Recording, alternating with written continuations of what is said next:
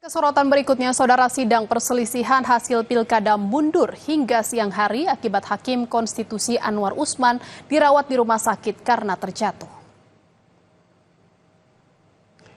Sidang yang digelar di panel 3 diundur hingga siang karena Hakim Konstitusi Anwar Usman dirawat intensif karena sakit. Posisi Anwar Usman akan diganti hakim dari panel 1 dan panel 2 usai bersidang di panel masing-masing. Akibat kejadian ini, sidang sengketa pilkada berlangsung hingga malam. Hari ini sidang perdana sengketa pilkada dengan agenda sidang pemeriksaan pendahuluan. Sidang dibagi 3 panel dengan masing-masing panel dipimpin 3 hakim konstitusi. Hingga hari ini, saudara, sudah terdaftar 310 perkara yang telah diregistrasi. Hakim Konstitusi Anwar Usman tidak bisa ikut menyidangkan karena masih dirawat di rumah sakit, sehingga untuk jadwal sidang di panel 3 ini di reschedule, tetapi di hari yang sama tetap. Nah, kalau di awal kita itu merencanakan sidangnya sampai dengan sore, maka ada kemungkinan ini sampai malam. Karena apa?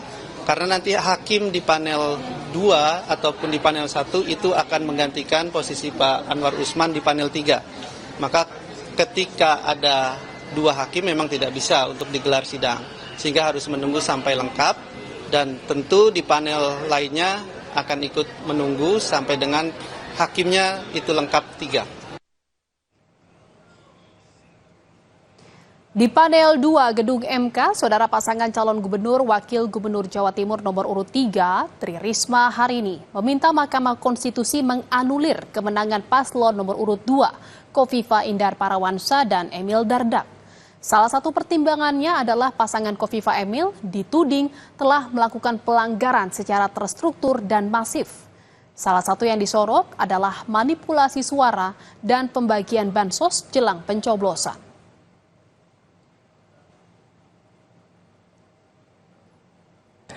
Penyebaran bansos dan perolehan paslon 02 itu ada korelasinya, yang mulia. Kalau kita lihat dari sebelumnya, merah yang pekat dengan hijau yang pekat ini itu memiliki korelasi, yang mulia. Dan variabelnya sangat signifikan kalau kita lihat dari gambar tersebut. Dan untuk menghitung bagaimana korelasi antara pemberian bansos dan tingkat pemilih dari 02 ini, itu ada rumusnya, yang mulia. Inilah rumusnya yang terakhir, next. Nah, ini rumusnya, tapi nanti kita akan hadirkan ahli, yang mulia, untuk menjelaskan bagaimana dengan proses penemuan dari hubungan dari pemberian bansos dan pemilih perolehan 02.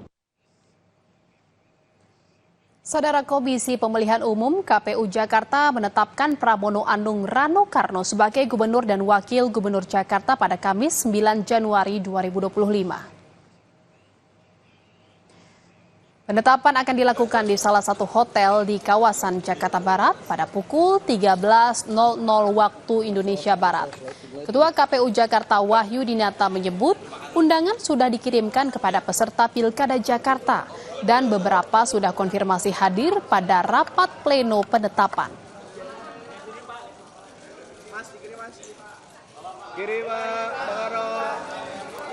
Ya, kami kemarin sudah berpleno ya untuk menetapkan bahwa tanggal 9 kita akan melakukan penetapan pasangan calon terpilih.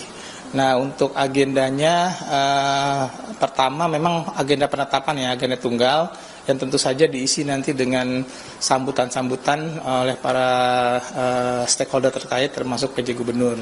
Dan kami berharap semua pasangan calon yang kemarin bisa hadir, yang sudah konfirmasi, sebenarnya semua pasangan calon sudah konfirmasi, hanya menunggu kepastian hadir atau tidak pada tanggal 9 nanti. Arahan dari pimpinan kami bahwa forum penetapan ini menjadi forum rekonsiliasi, menjadi forum konsolidasi, sehingga kami mengundang semua stakeholder terkait. Saudara, di tengah rumor menjadi Direktur Teknik Timnas Indonesia, mantan pelatih Timnas Belanda Louis van Gaal tiba-tiba muncul di media usai lama vakum. Informasinya seusai jeda di Indonesia Update.